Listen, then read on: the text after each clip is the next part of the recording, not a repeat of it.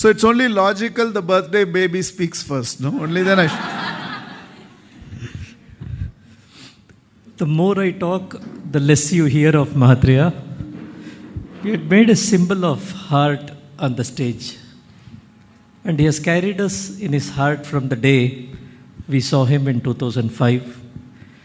And we are in 2024. When we came in this building, we didn't have people to fill up the building. Today, when we did the 11-11-24, they were not people, they were hearts which filled up the building. Thank you very much, Mahatria.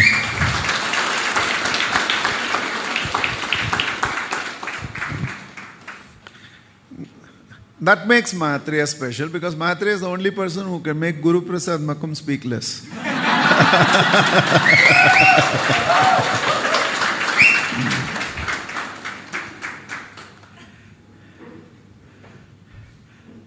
Ideally, I feel like taking questions, but there's something that I wanted to speak on.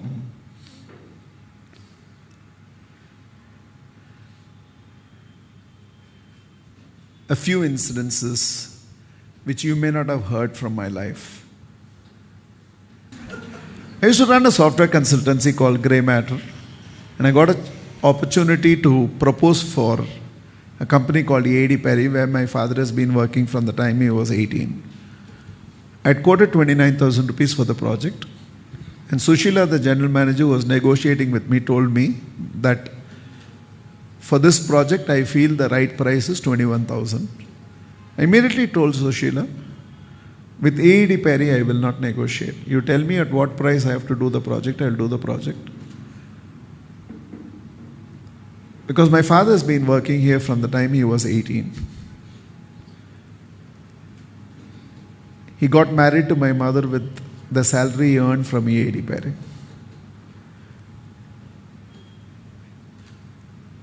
He brought me up in life where every morsel of food and every spoon of milk that I've had in life has come from E.A.D. Perry. I'm actually a product of E.A.D. Perry. The course fees that we paid for the computers that I learned came from E.A.D. Perry. I cannot negotiate with E.A.D. Perry. I said in Tamil, எங்கள் family வாழற வாழ்க்கையே வந்து E.A.D. Perry எங்களுக்கு போட்ட பிச்சை தான். The entire life that my family is living has only come because of E.A.D. Perry. So with E.A.D. Perry, I will not be able to negotiate. Sushila immediately had tears in her eyes. She said, I've been working here for 22 years and I have not thought in this perspective even once. The reason I'm sharing this with you is something that has made a humongous difference to me is, for me, my place of work is my primary place of worship. Even the 10 rupee we can put in a temple hundi comes only because of the place of work where I am working. Or I'll put it this way. Maybe this Krishna will bless us to earn a lot more in future. But that Krishna came because of whatever we earned in the past. We would have paid, no? Where did that money come from? So Krishna can bless us to have an abundant future. But one thing I know, because of all the work we did in the past, only that Krishna itself is here. Otherwise that Krishna will not be there. So for me, a place of work is my primary place of worship. And the greatest beneficiary by living by that philosophy is yourself, more than anybody else. So for me, I have not come to Guru and Jana corporate office. I've come on a pilgrimage to a temple called Guru and Jana. That is what I feel.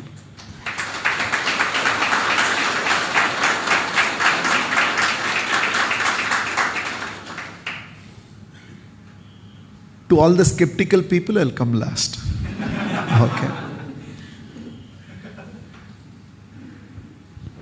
2. since I see a very young organization, there's a lot of debate that's going on about what Narayana Murthy said, 70 hours a week. And should there be a 70-hour week? Is it fair? Especially we are from Bangalore. Okay. We need that nightlife, weekend.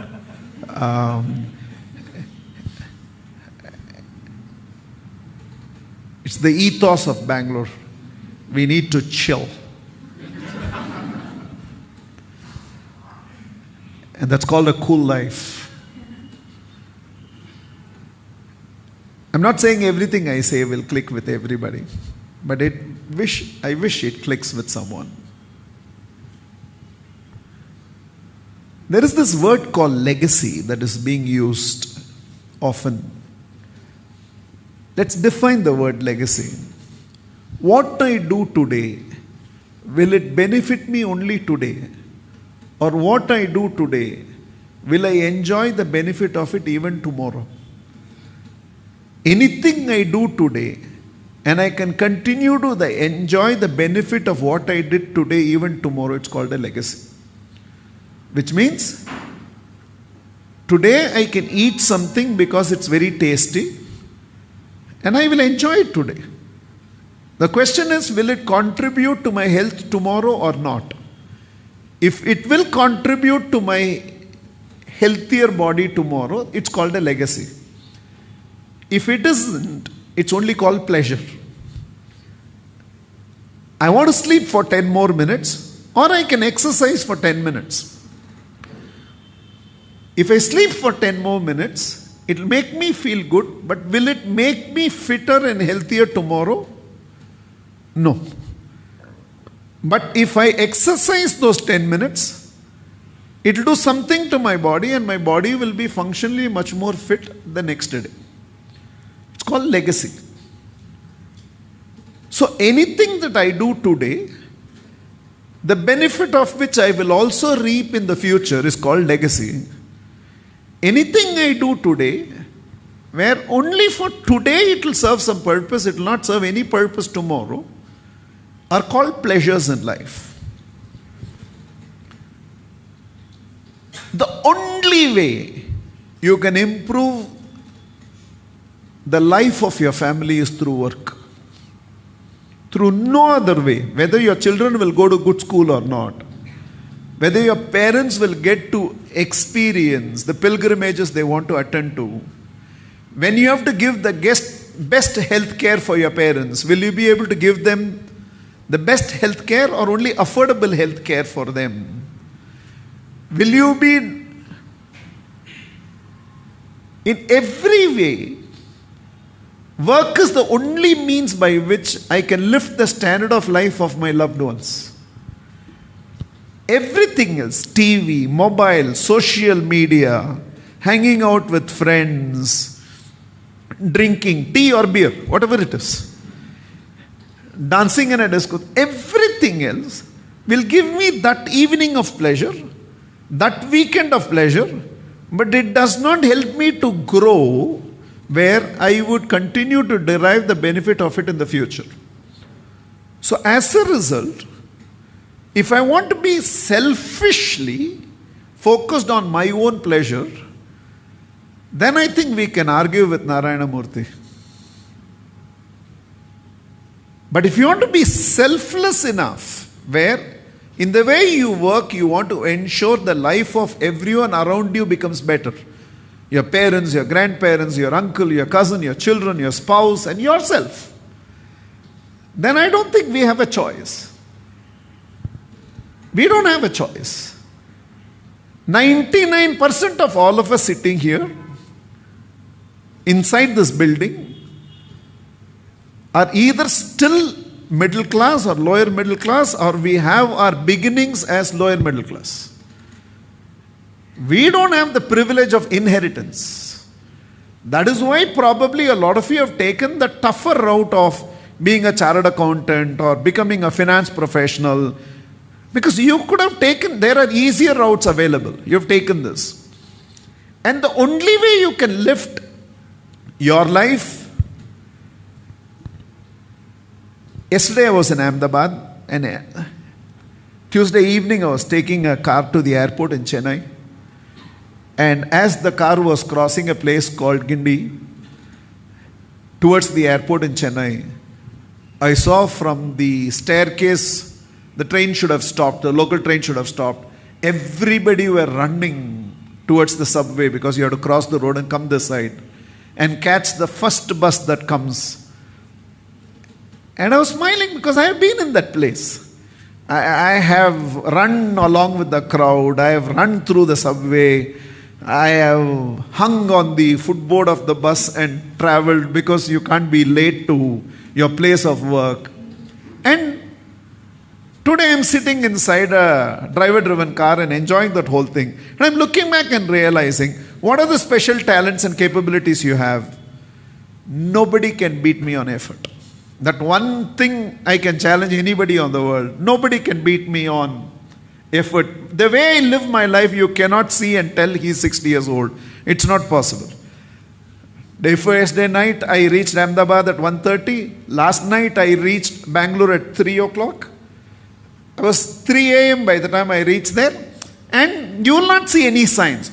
You will not see any of those signs. That's not possible. Because if I work today, my tomorrow will be better. If I work today, everyone's tomorrow will be better.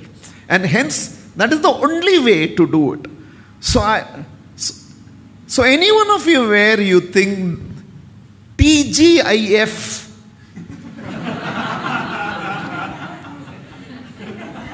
TGIM, thank God it's Monday.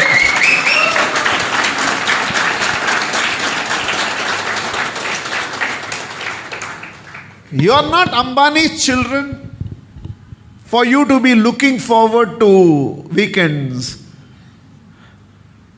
Your grandchildren, if they have to have TGIF in their life, then we have to be the generation that has to TGIM. We have to look forward to work. We don't have an alternative.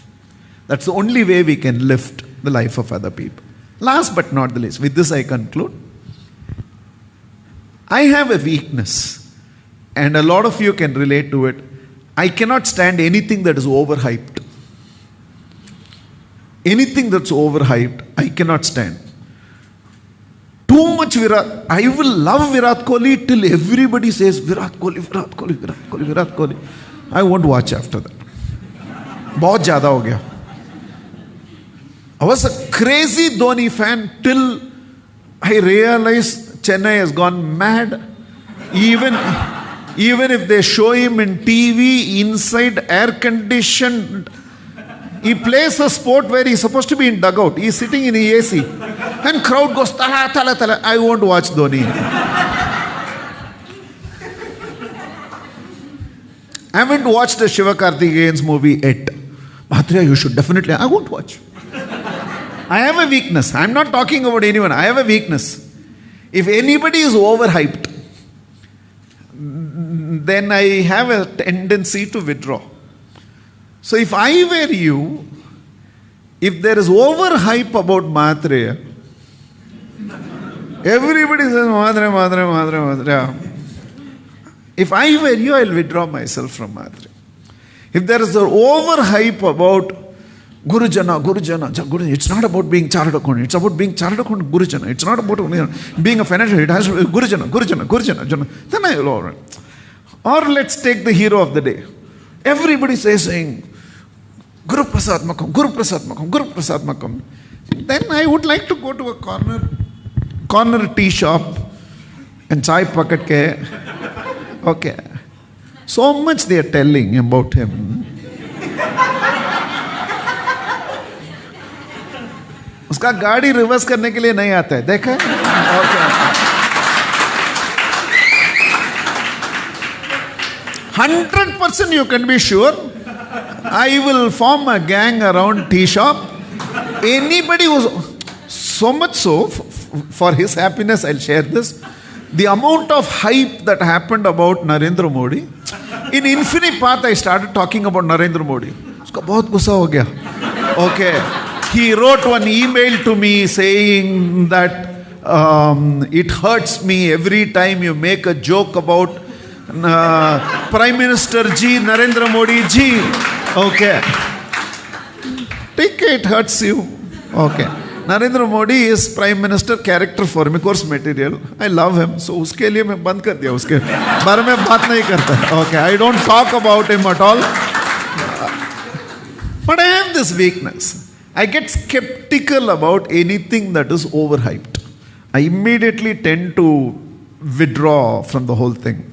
Mahatria, you still have that weakness? I've turned it into one of my greatest strengths. If anything is overhyped, I would ask myself one simple question. Man is not entitled to think against.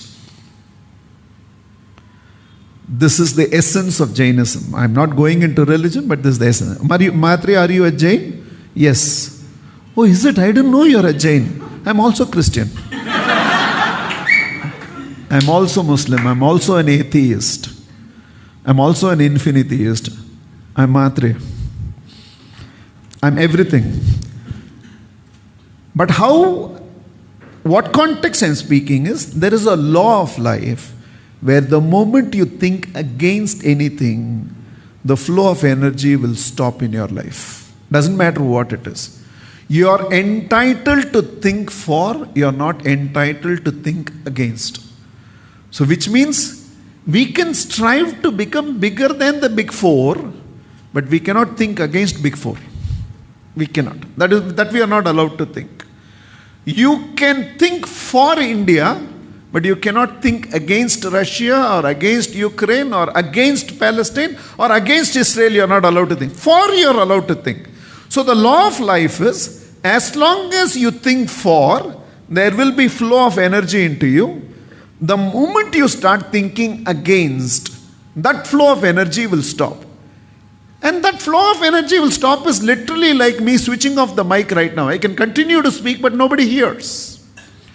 So unless there is flow of energy, however capable you are, all India rank holder, doesn't matter. If the flow of energy stops in you, it will halt your growth.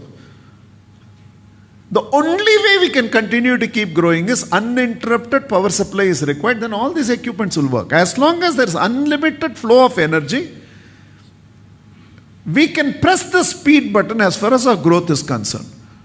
So what is the hack? If I am skeptical, or if I am very judgmental in nature, or in this case where Mahatria says, I cannot handle anybody who is overhyped. So somewhere the natural judging aspect of you starts thinking, what are the flaws or what are the shortcomings in the other person? What you can think about? Or how have you solved it? By simply replacing it with a simple question. What can you learn? So let us start from there. What can you learn from Narendra Modi? I think the greatest inspiration I learn has nothing to do with politics. If at the age of 75 a person can work for 11 continuous years without taking a single day break or talking about ailment or sickness or tiredness, including COVID times, I think no Indian citizen has a right to think about 40 hours work. I'm not even talking about politics here. I'm led in a country by a leader who has shown, and all cameras are on him all the time. And a leader has shown me at the age of 75, so much you guys go to Mysore and come back, you get tired, take 2 days off. Mysore and come back. This morning he is in Guyana, next morning he is there in G20 summit, tomorrow morning he will be inaugurating on Vande Bharat Express somewhere else. No jet lag, no time zone issues. When he takes rest, what it is, nobody knows. But in 11 years we have seen, today he has participated in some event, some activity. every day without rest. Now for me, I'm asking myself, that's the quality I want to be inspired by him. Now where is skepticism now? That's been replaced by inspiration. What is that I want to learn from Virat Kohli? Something very, very simple. It might be very important learning for all of you. His strength was his aggressiveness. Very aggressive. He will antagonize opposition. Opposition was scared of him. Opposition is to say, don't make him angry. If he becomes angry, he'll score 100. And he got married to Anushka Sharma, which might be one of the best things that could have happened to him. He has never been loved the way she loves him. He's enjoying his children so much. But in the entire process, Anushka Sharma has done one thing, has taken away his aggressiveness. Now he prefers to throw his arms around an Australian player. Now he jokes around with an Afghan player. And in the entire process, now he keeps defense and he is bold. Opposition is not scared of him anymore. So for me, the biggest inspiration is this. Whatever the core nature of a person should not be tinkered with. If anger is your strength, that is your strength. Don't give it away. If aggressiveness is your strength, that is your strength. See, each one of us can be a natural success, but we can only be an unnatural failure. By taking the natural instinct of a person, he is no more the cricketer the world fears. So for me, the greatest inspiration for all of us as parents, as organizational leaders, as well-wishers, as spouses, as a teacher, one of the greatest learning for me is never tinker with the originality of a person. God has designed you with certain innate qualities. It may not be approved by some, but that's your strength. Without aggressiveness, Virat Kohli can be a good human being, but he cannot be a great cricketer. That's his strength, and that cannot be taken away from him. So for me, the greatest inspiration I take from there is that. And our overhyped leader, Guru Prasad Makam, for me, the greatest inspiration I take from him is man of convictions. You cannot tinker with his convictions. Whatever you want to say, you can say. What he believes, he will continue to believe. You cannot alter his beliefs. You cannot. Whether that is ethics, whether it's moral, or whether like he can design this office and give all of you a feeling it's your idea, but finally it's his idea. Okay.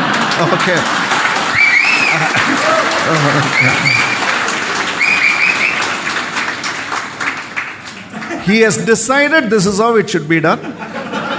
You all can go with a counter idea for a meeting. After the meeting, you feel he is right and you come back.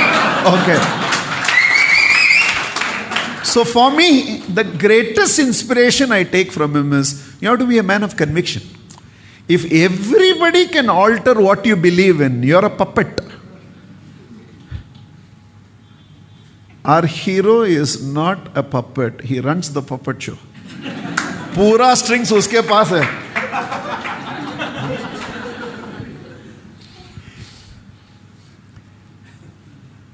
And the greatest inspiration from him is, if you have to be an empowering leader, you have to be a man of conviction. And we all salute you because you are a man of conviction. Absolutely.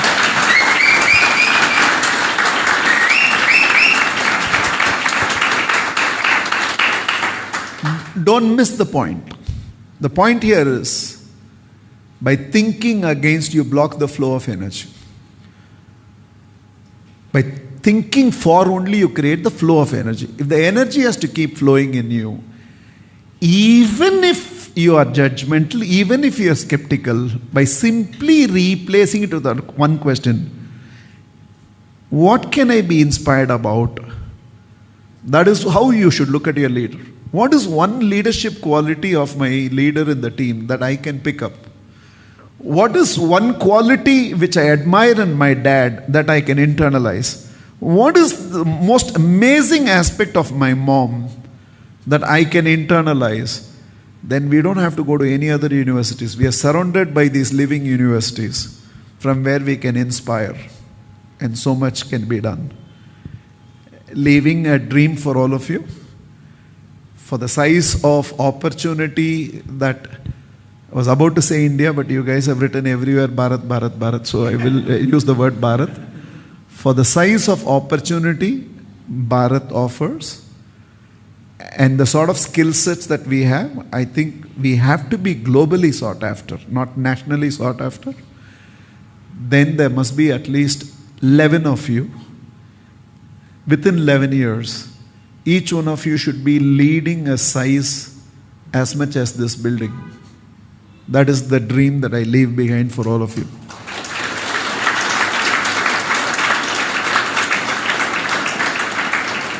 In 11 years' time, at least 11 of you will be leading a team of the size that is housed inside this building. So we should have minimum 11 such legendary offices from where we are operating. And I think it's an achievable dream. Lag gaya na mere ko? Ho jayega. Loving you all so much.